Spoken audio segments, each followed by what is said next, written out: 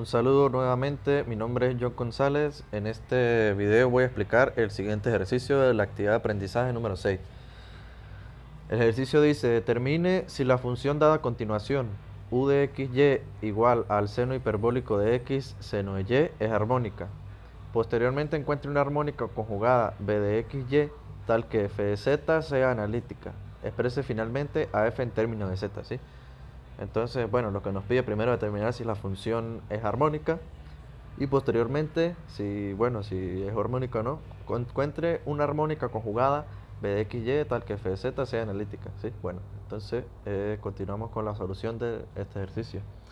La solución dice, determinando si u de x y es una función armónica, ¿sí? Entonces tenemos que es una función armónica si la segunda derivada de u con respecto a x más la segunda derivada de u con respecto a y, si estas son derivadas parciales, si la suma de estas dos derivadas es igual a 0, ¿sí?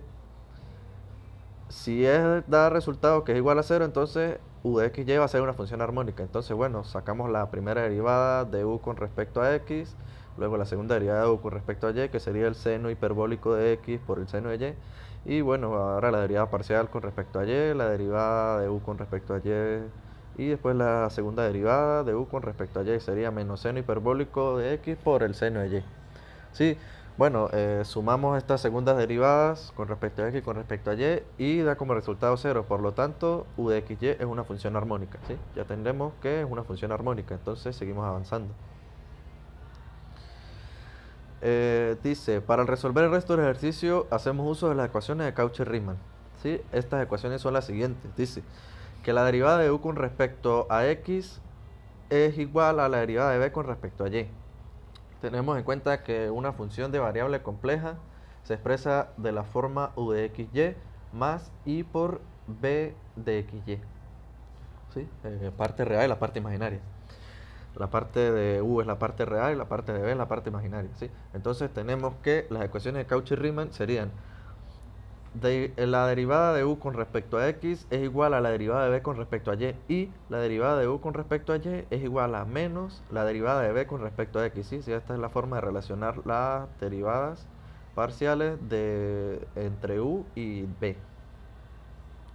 Entonces partimos que, bueno, tenemos la derivada de u con respecto a x que la habíamos calculado en el apartado anterior, ¿sí? La derivada de u con respecto a x. Y esta es igual, por Cauchy-Riemann, es igual a la derivada de b con respecto a y, ¿sí? Entonces sería el coseno hiperbólico de x por el seno de y. Bueno, hacemos la integral para calcular b. Lo que vamos a hacer es calcular b. Si aplicamos integral a ambos lados, pues la derivada con la integral se me cancela y me queda b del lado izquierdo, y del lado derecho procedemos a realizar la integral con respecto de y, ¿sí? Con diferencial de y. Bueno, resolver la integral quedaría menos coseno hiperbólico de x por el coseno de y más una función de x. Esta función de x se hace como estamos haciendo una integral parcial en función de y, como hacíamos en las integrales indefinidas, sumábamos la constante c. En este caso no sumamos una constante c, sino nuestra constante es x en esta integral, entonces sumamos una función de x como constante. Entonces procedemos a derivar en función de x, b, ¿sí? Para hallar la siguiente ecuación por Cauchy-Riemann. Entonces, si derivamos b en función de x, quedaría la derivada parcial de b en función de x, sería menos el seno hiperbólico de x por el coseno de y más f' de x, ¿sí? Entonces, la ecuación de Cauchy-Riemann nos dice que menos el diferencial de b sobre diferencial de x es igual a diferencial de u sobre diferencial de y. ¿Sí? Entonces hacemos esta relación, multiplicamos por menos la ecuación para satisfacer la ecuación de Cauchy-Riemann y nos queda que la derivada de b, la derivada de u, la derivada parcial de u de y, función de y, es igual al seno hiperbólico de x por el coseno de y menos f' de x, ¿sí? Bueno, avanzamos a la siguiente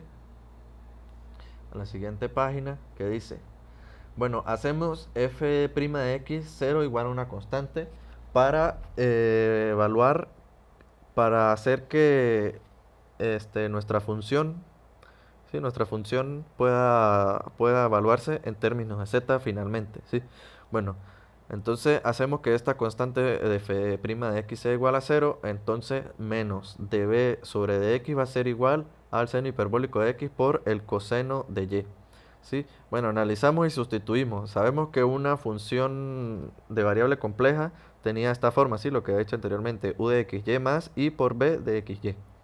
¿Sí? La parte real, la parte imaginaria. Bueno, u de xy ya nos lo da el ejercicio que está en el enunciado, que es el seno hiperbólico de x por el seno de y. Y b ya lo calculamos en la integral, ¿sí? B lo habíamos calculado en la integral, haciendo, haciendo cero haciendo cero la constante de función de x, sería menos el coseno hiperbólico de x por el coseno de y, sí, esa es nuestra b.